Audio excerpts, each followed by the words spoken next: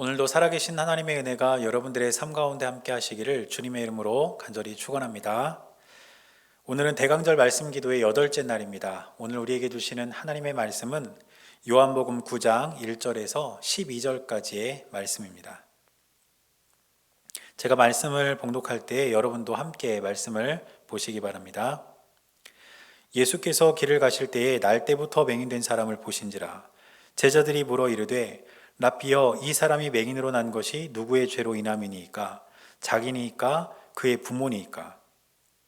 예수께서 대답하시되 이 사람이나 그 부모의 죄로 인한 것이 아니라 그에게서 하나님이 하시는 일을 나타내고자 하심이라. 때가 아직 낮음에 나를 보내신 이의 일을 우리가 하여야 하리라. 밤이 오리니 그때는 아무도 일할 수 없느니라. 내가 세상에 있는 동안에는 세상의 빛이로라. 이 말씀을 하시고 땅에 침을 뱉어 진흙을 이겨 그의 눈에 바르시고 이르시되 실로암 못에 가서 씻으라 하시니 실로암은 번역하면 보냄을 받았다는 뜻이라. 이에 가서 씻고 밝은 눈으로 왔더라.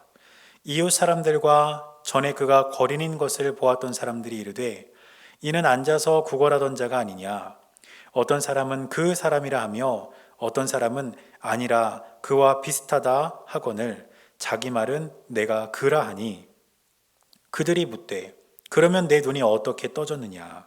대답하되 예수라 하는 그 사람이 진흙을 이겨 내 눈에 바르고 나더러 실로암에 가서 씻으라 하기에 가서 씻었더니 보게 되었노라. 그들이 이르되 그가 어디 있느냐. 이르되 알지 못하노라 하니라. 아멘. 오늘 우리가 함께 읽은 본문 말씀을 보면 예수님께서 태어날 때부터 앞을 못 보는 사람을 고쳐주시는 그런 내용이 기록된 것을 볼 수가 있습니다. 먼저 오늘 본문의 1절을 보면 이렇게 기록합니다. 예수께서 길을 가실 때에 날 때부터 맹인된 사람을 보신지라. 예수님께서 제자들과 함께 길을 걸어가시는데 태어날 때부터 앞을 못 보는 장애를 가진 사람을 만나신 겁니다. 그리고 이때 제자들은 예수님께 이렇게 질문합니다. 2절입니다. 제자들이 물어 이르되 랍비여, 이 사람이 맹인으로 난 것이 누구의 죄로 인함이니까? 자기니까 그의 부모니까? 지금 제자들이 날 때부터 맹인된 사람을 보고 예수님께 이렇게 질문한 이유가 있습니다. 왜냐하면 당시 유대인들은 모든 장애나 질병의 원인이 죄로부터 비롯된 것이라고 생각했기 때문입니다. 그래서 만일 어떤 사람이 큰 질병에 걸리거나 혹은 큰 장애를 갖고 있다면 그 사람을 보면서 저 사람은 분명히 큰 죄를 지었을 것이다.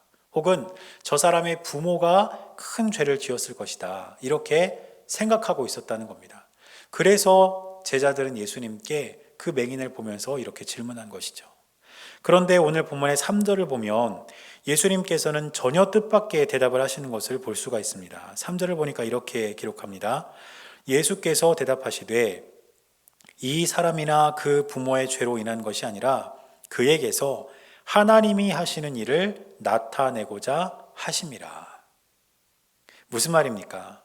지금 이 사람이 날 때부터 앞을 못 보는 그런 상태에서 태어난 것은 이 사람의 죄 때문도 아니고 이 사람의 부모의 죄 때문도 아니라는 거예요.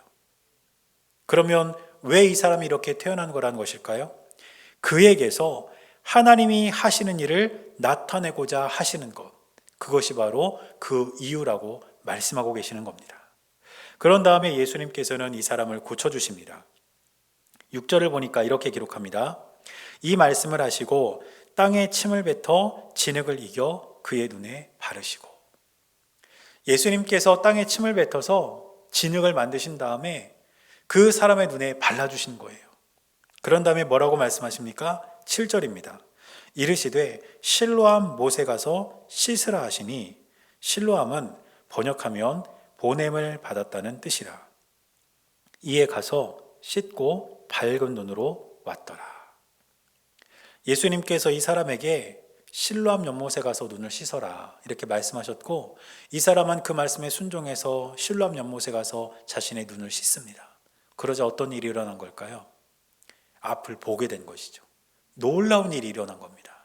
오늘 이 내용이 오늘 본문 안에 담겨 있는 놀라운 기적의 내용입니다. 그런데 저는 오늘 이 말씀을 통해서 한 가지 중요한 영적인 교훈을 여러분들과 함께 나누려고 합니다. 그것은 무엇이냐면 오늘 본문의 1절을 보니까 맹인이라는 단어가 나옵니다. 그런데 오늘 본문 안에서 이 맹인이라는 단어는 앞을 못 보는 사람, 신체적인 장애를 가진 사람을 의미하는 단어입니다. 그런데 이 맹인이라는 단어는 또 한 가지의 아주 중요한 의미를 가지고 있습니다. 그것이 무엇이냐면 이 맹인이라는 단어 안에 담긴 또 하나의 의미는 단순히 신체적으로 앞을 볼 수 없는 그런 눈먼 상태를 말하는 것이 아니라 영적으로 어두워진 상태를 의미하는 그런 단어란 것입니다. 그래서 이 단어에는 연기로 인해 어두워진 이런 의미가 담겨 있습니다. 여러분, 우리가 눈으로 앞을 볼 수 있습니다.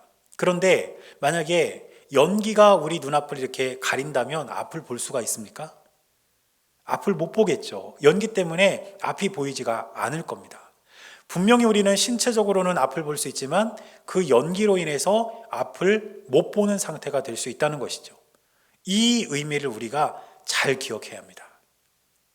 여러분, 우리가 다 눈을 뜨고 있고 앞을 본다고 해서 우리가 맹인이 아닌 것이 아닙니다. 우리는 영적 맹인이 될 수도 있다는 겁니다. 무슨 뜻이냐면 마치 눈을 뜨고 있어도 연기가 앞을 가리면 그 앞을 볼 수 없듯이 우리가 세상적인 가치에 의해서 우리의 눈이 가려져 있으면 우리는 하나님의 뜻을 제대로 분별할 수도 없고 이 세상을 바른 가치를 가지고 살아갈 수도 없는 영적 맹인이 된다는 것입니다. 이 내용을 조금 쉽게 설명하자면 우리가 흔히 살아가면서 이런 말을 사용할 때가 있습니다. 어떤 사람을 보면서 저 사람은 무엇에 눈먼 사람이야. 이런 말을 우리가 쓰지 않습니까? 예를 들어서 모든 것을 다 제쳐두고 돈만 쫓아서 살아가는 사람들이 있죠. 그 사람은 뭐에 눈먼 사람일까요? 돈에 눈먼 사람입니다. 우리가 그런 말을 쓰지 않습니까? 또 권력에 눈먼 사람이 있지 않습니까? 그 권력을 차지하기 위해서 무슨 일이든지 하는 사람, 그런 사람들을 보면 저 사람은 권력에 눈이 멀었어. 우리가 그런 말을 사용하지 않습니까? 바로 그거죠. 눈을 뜨고 있지만 돈과 권력과 재물과 이 세상 가치가 마치 안개처럼 우리를 가리고 있으면 우리는 하나님의 뜻에 따라서 하나님의 뜻대로 세상을 살아갈 수 없고 바른 가치관을 가지고 이 세상을 살아갈 수 없는 영적 맹인이 된다는 겁니다. 오늘 본문 말씀에서 육체적인 맹인이 예수님으로 인해서 눈을 떴듯이 우리가 만일 영적 맹인이라면 우리도 우리 눈앞을 가리고 있는 세상 가치관들을 벗어내야 될 줄로 믿습니다. 그런데 오늘 말씀을 보니까 이 맹인이 어떻게 눈을 떴습니까?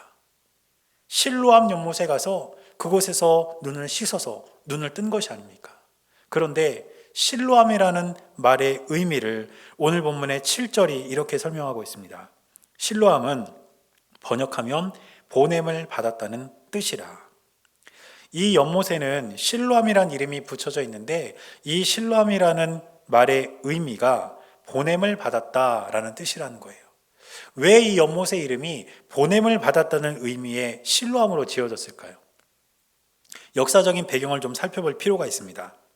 기원전 700년경에 히스기야 왕이 아수르의 침략을 받게 되는 그런 위기에 처하게 됩니다. 이때 히스기야 왕이 무엇을 했냐면 예루살렘 성 밖에 있는 기혼샘물이라는 물의 근원으로부터 터널을 파서 예루살렘 성 안으로 그 물이 들어오게 했습니다. 왜냐하면 전쟁이 시작되고 성이 포위가 되면 더 이상 사람들이 성 밖으로 못 나가게 되니까 물을 가져올 방법이 없는 거예요. 그런데 물은 생존의 필수적인 요소가 아닙니까? 그래서 히스기야 왕은 물 근원으로부터 터널을 파서 성 안으로 연결을 시킨 것이죠. 그리고 그 기온 샘물로부터 물이 보냄을 받은 겁니다. 그래서 그 물이 예루살렘 성 안으로 들어왔고 그렇게 물이 모인 곳이 실로암 연못이 된 것이죠. 그래서 이 연못의 이름을 보냄을 받았다라는 의미의 실로암 이렇게 정한 것입니다. 여러분, 맹인이 보냄을 받은 물이라는 뜻을 가진 실로암에서 씻고 눈을 떴다면 영적 맹인인 우리가 세상 가치관을 벗어던지고 다시 우리가 영적인 눈을 뜨려면 우리도 우리의 실로암으로 가야 합니다. 우리의 실로암은 누구일까요? 우리의 실로암은 바로 예수 그리스도이십니다. 왜냐하면 실로암이라는 말의 의미가 보냄을 받았다라는 의미이듯이 예수님은 하나님으로부터 이 세상으로 보내진 분이기 때문입니다. 요한복음 7장을 보면 계속해서 예수님께서 이 세상에 보내진 분이라는 것을 말씀하고 있습니다. 한 절을 한번 보겠습니다. 요한복음 7장 29절을 보니까 이렇게 기록합니다.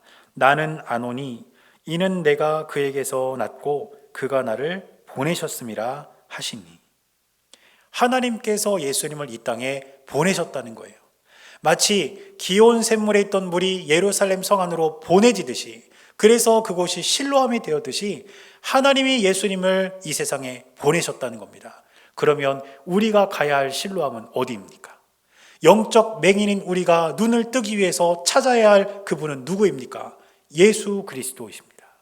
그러므로 저와 여러분들이 세상 가치관으로 인해 우리 눈앞이 가려져 있다면 그 상황을 벗어나서 하나님의 뜻대로 살아가시는 방법은 단 하나밖에 없습니다.